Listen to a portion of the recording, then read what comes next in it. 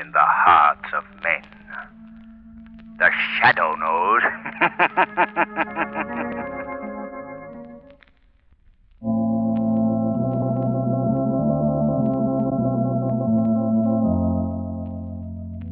The Shadow, mysterious character who furthers the forces of law and order, is in reality Lamont Cranston, wealthy young man about town. The Shadow uses his hypnotic power to cloud men's minds so that they cannot see him. Cranston's friend and companion, the lovely Margo Lane, is the only person who knows to whom the unseen voice of the Shadow belongs. Today's story, Mansion of Madness.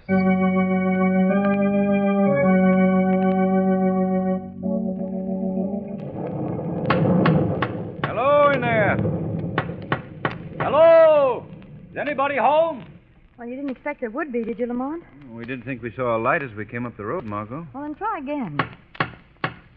What in the world is a medieval castle doing in this country, Lamont? Oh, you know how castles get around. Well, I guess it's useless, Margo. No one seems to... Well, at last. Come on, Margo. Oh. Well, how do you do? You will please come this way. Thank you. Come on, Margo.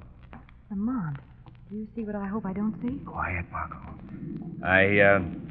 I hope you'll pardon our intruding on you here. We're stalled down the road. You will please be seated. Yes. Yes, thank you. As I started to say, we were stalled down the road. I will strike a light.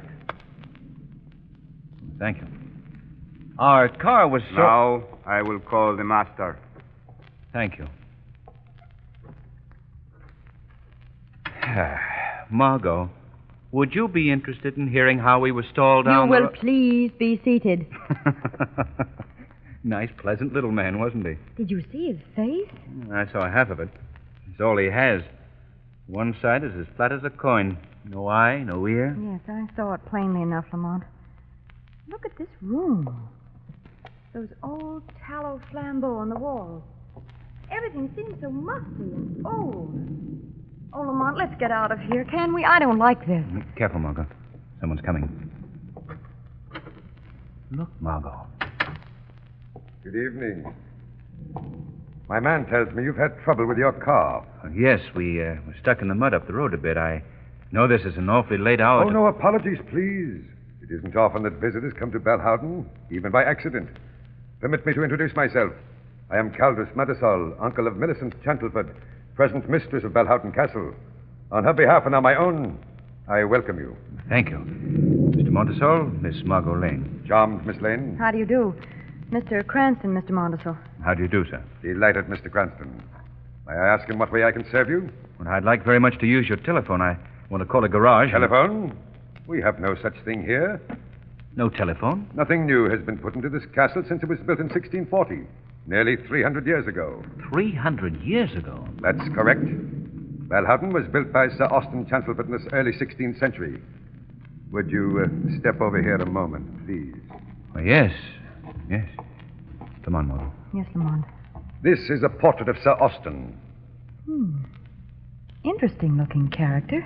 He was forced to flee his native land because of political differences. He built this castle in the hope that he could create in this new land a replica of his ancestral estates. And, did he find happiness? Come here to this window. Do you see that tower? It's a bit difficult, surrounded by mist as it is. Right. I don't quite... Oh, yes, I see it. Sir Austin was found hanging by a rope from its rafters. Suicide. Oh, how horrible. There's a superstition that has clung to Balhowden ever since. A superstition? About Sir Austin's death? There are those who claim that the tragedies of Balhowden recur just as they happened originally, right down to the present day. What was that? Oh, now pay no attention, Mr. Cranston. Don't be frightened, Miss Lane. It's a girl. What's wrong with her? Uncle! Millicent, go back to your apartment, child. Millicent. The mistress of Balhowden. Uncle! It's here, Uncle. It's not in my imagination this time. It started in her dressing room. It moved across the east balcony and down the service stairs. You know there's not been a cat in Balhowden since your mother passed on. Only that one, Uncle. That one. Now, Millicent, have you ever seen a cat here? No, but I hear it, Uncle. Wailing just as it did when I found poor Mother. Oh, come, my dear. You're frightening our guests. Miss Lane, Mr. Cranston, permit me to present Miss Millicent Chancelford. Miss Chancelford. My dear, we're intruding horribly. Welcome to you both. I hope you won't think me ill-bred. Oh, not at all, Miss Millicent. Miss Lane and Mr. Cranston have had a bit of an accident. They came here for help. An accident. Oh, my dear, you're not hurt.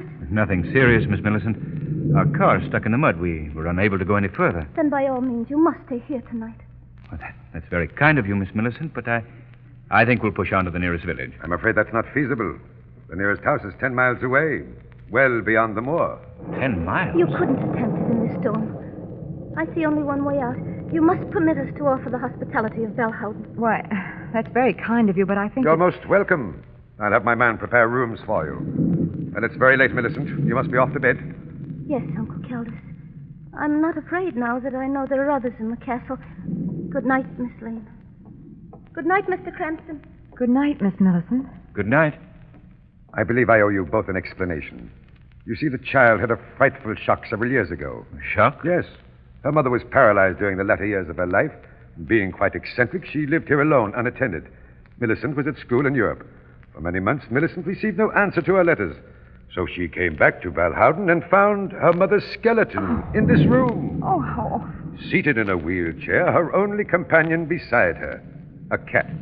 Well, that explains this, the cat thing. Oh, it explains many things, Mr. Cranston. The voices she hears, the departed Chancelford who, in her distorted imagination, returned to Balhowden. Oh, the poor girl. Oh, I'm sure this all must be very trying to you both. I'll hurry Cebu along with your rooms. Make yourselves comfortable. I'll be back directly. Yes, thank you.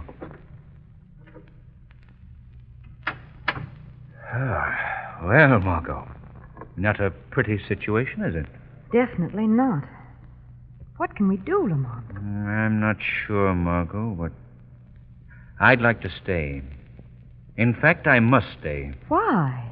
Well, Margo, it seems that many invisibles walk the halls of Belhowden. Tonight, there will be one other. The Shadow.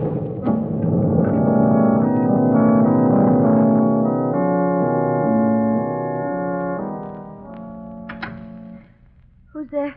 Don't be afraid, Miss Millicent. I mean no harm. What do you want? To help you, if help is possible. I'm a friend. I don't recognize your voice. You say you're a friend. What's your name? I have no name, really. I'm called the Shadow. Shadow. I don't understand. Are you one of the visions? No, not one of the visions. Please let me explain. I'm a living, breathing mortal just like you. But I possess a hypnotic power through which I can create a mental mist that makes me invisible. Then you're not one of them. Them? The Chancelfords. You're not Sir Austin or old Barton. There's nothing supernatural about me, Miss Millicent. These Chancelfords you speak of, they're dead? Oh, yes, but they come back. They come back to Belhowden with every change of the moon. With every change of the moon? Have you seen them? I've seen old Barton. Just as he was the night his Hindu servant threw the knife at his throat and killed him. A Hindu servant, did you say? Why? Oh, nothing. Tell me about old Barton. Who was he? He was my grandfather, the last male in the Chancelford line. You say he was killed? Yes, it happened on the main staircase. Old Barton had just come from a hunt on the moors with his hounds. Now, tell me exactly what it is you've seen.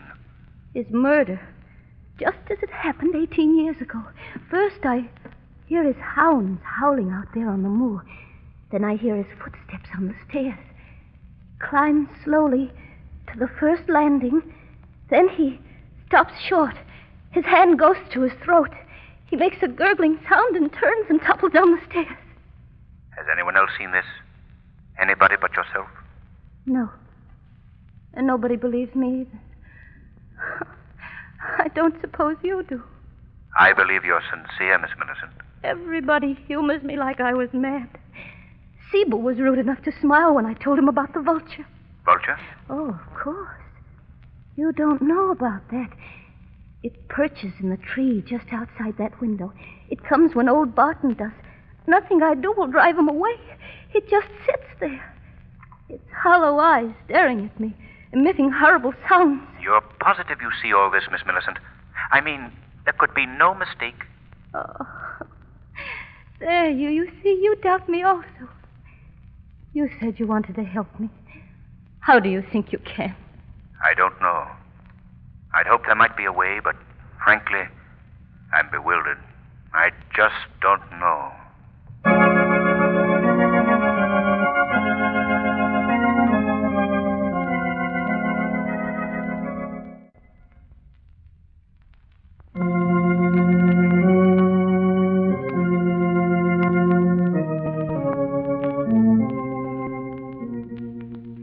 Lamont, will you please explain to me why we've been called to court? I've told you, Margot. Mr. Montesol has asked us to testify to what we saw and heard that night at Balhowden Castle. But why have we been waiting here all this time? Why can't we just go in and tell what we saw and get out of here? Because the court isn't in session. They've declared a recess. Recess? Oh, ridiculous. Schoolboy stuff. I'll bet you that if women were running these places, things would happen a lot faster than they do now. Now, wait a minute. I seem to recall a few shopping trips with you, my dear. Oh, well, that's different. And the people that hang around here. Look at them. Pure criminal types, every one of them. Well, who, for instance? Well, that man who just came out of that room, for instance. That man there? Yes. Darling, that's the judge. Oh. The court is reconvening. Let's go inside.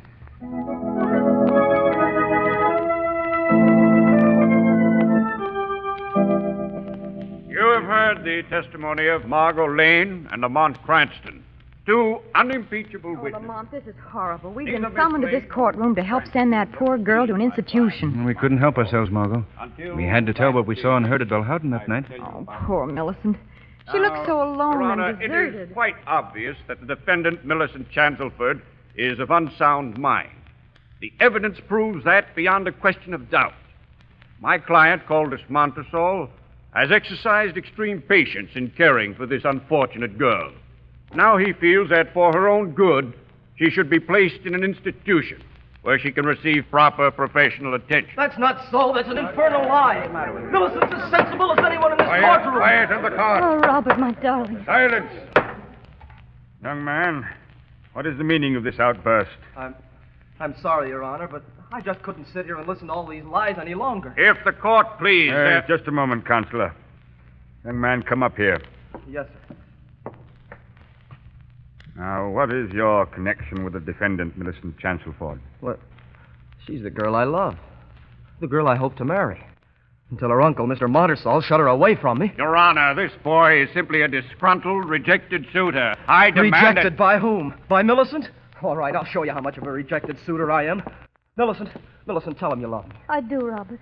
I love you with all my heart. There, you see, Judge? Your Honor, I object to this display. Judge, let me take Millicent away. Let me marry her and give her the protection and affection she deserves. Young man, I wish the problem before the court could be settled that easily. If it pleases the court, I would like to proceed with argument on the motion to put this girl in an institution. It pleases the court to recess for 10 minutes. Perhaps we can resume in a more sedate atmosphere. Everyone will stand up as the judge leaves the courtroom. Margot, I have an idea, and I think it can be executed by the shadow.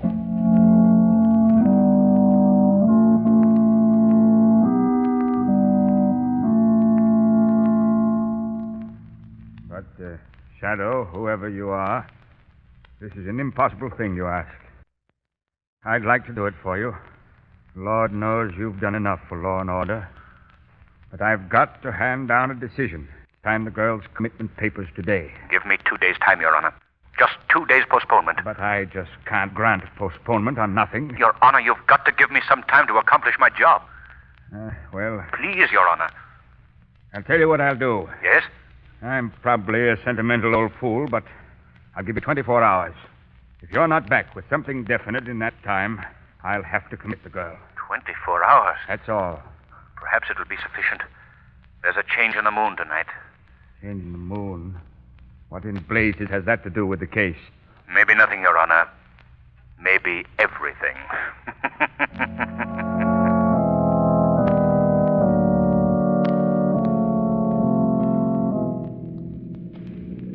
It's funny, Miss Lane, the way things change in just a few hours. Today, when you and Mr. Cranston were testifying, I was sure I could go on hating you both for the rest of my life. We were in a bad spot, Robert. Boy, I'll say. But I can see now just how Montersall made use of your visit to Balhowden. Why, it was the sort of a break he was looking for. Two prominent people like you to bear out his contention that Millicent was mad. Nice fellow, that Montersall. He'd make a nice trophy for a hunting room. Margo, you're incorrigible. Well, say, we're getting near Balhowden. Don't you think we'd better go over what we're expected to do, Mr. Cranston? There's not much to it, Robert. You and Miss Lane will wait in the car. I'll get into the castle somehow. Then I'll open the side door under Millicent's apartment for you and Miss Lane. But we must move quickly before Montersall notices us. It sounds simple the way you tell it, but how are you ever going to do it? I'll let you in on a little secret, Robert. I do it all with mirrors.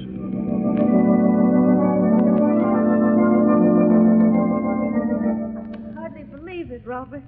However did you manage to get in here without Uncle Caldas catching you? Now, don't give me the credit, Millicent.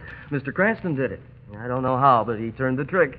Well, Mr. Cranston, the important thing is you and Miss Lane are here. And you've brought my darling. That's all that counts. Oh, Robert. Darling, I don't know what we're going to do, but... What was that? Listen. The cat. It's here. It's starting again. Now, don't be frightened, darling. You won't face it alone tonight. There's a change in the moon. They'll all be here. Soon old Barton will be coming across the moors with his hounds. The cat is right here in the castle. Oh, yes. It's in Mother's apartment off the east balcony. Mr. Cranston, look.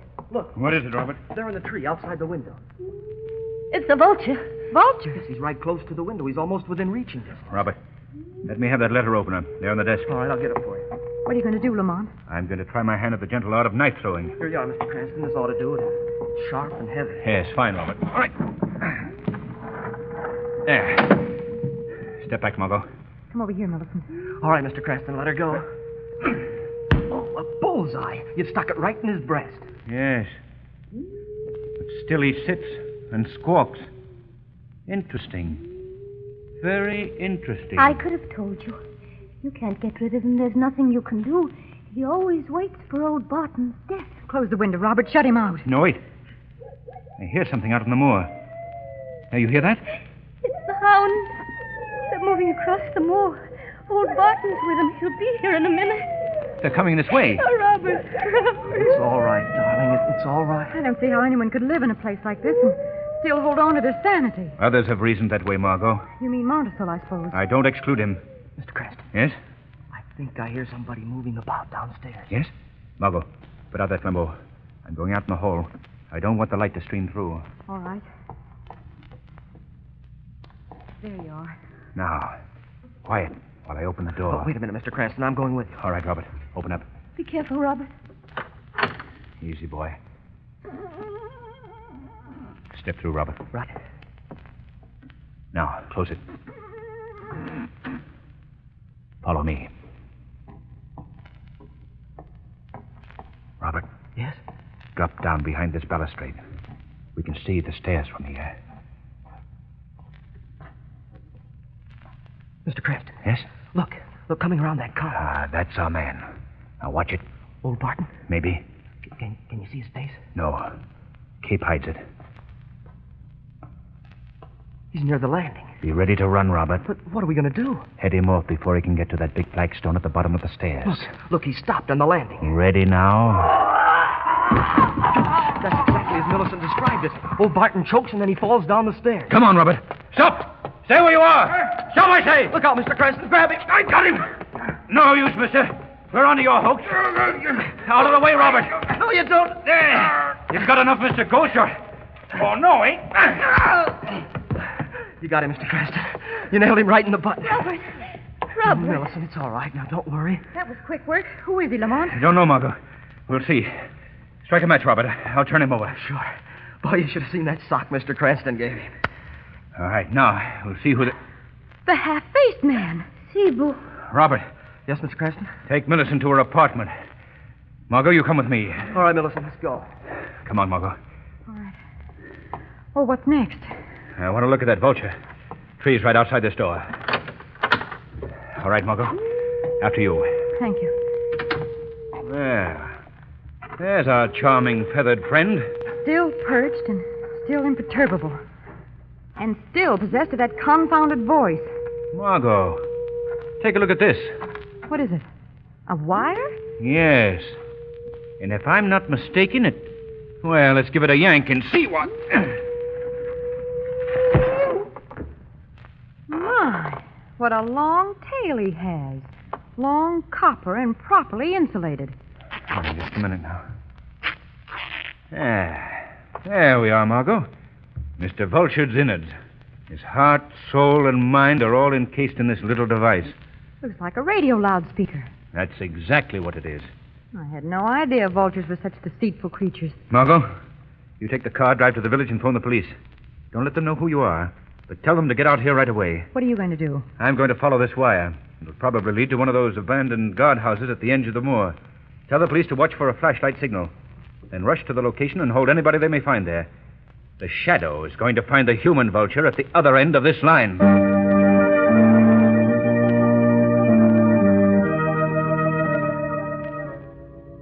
All right, Stevenson. The vulture once more. Longer this time. Let's see Boo's signal to take it down and bring it in. Okay, Monteso. Here goes. Fine. We can disconnect that microphone now. Don't you want me to do the hounds again? Yes, of course. Make it sound as if they're coming back across the moor. Go ahead, the speaker's open.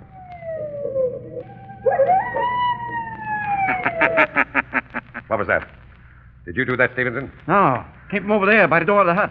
That laugh is not in Stevenson's repertoire of impersonations, Montesol. Stevenson, what in thunder is this? You see anybody? I'll answer for him, Montesol. He can't see me any more than you can. Well, who are you? I am the Shadow. Shadow? Oh, yes, I've heard of you. Quite an elaborate array of insanity-producing machinery you have here. What do you mean? This is a simple portable broadcasting outfit. We're radio amateurs, that's all. Hey, yeah, sure, that's all. Amateurs at radio, but professionals at crime. I'm afraid you're making a mistake. You're the one who's made the mistake, Montesol. You made the mistake of thinking you could drive Millicent Chancelfoot mad, or at least make her believe herself mad. This is ridiculous. I don't know what you're talking about. Your denials don't interest me, Montesol. I'm only concerned with destroying your plans. Your control over Millicent Chancelfoot and her fortune is at an end. What's that? A couple automobiles coming along East Drive. The police, Montesol, coming for you and your impersonating Confederate. The police? Come on, Stevenson, run for it. Come on, let's go. Run, Montesol, run to your doom. Oh, stop or we'll shoot.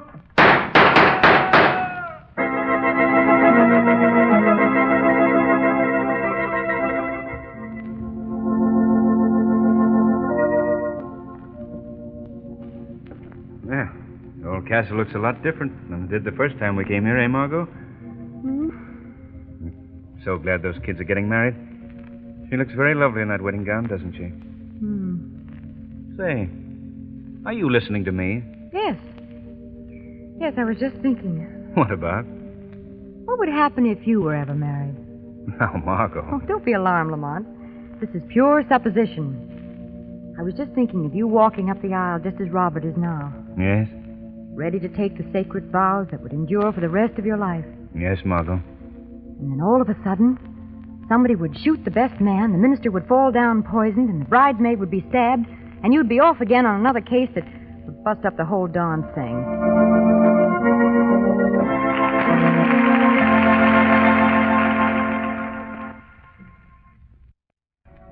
Today's program is based on a story copyrighted by the Shadow magazine. All the characters and all the places named are fictitious. Any similarity to persons living or dead is purely coincidental. The Shadow magazine is on sale at your local newsstand.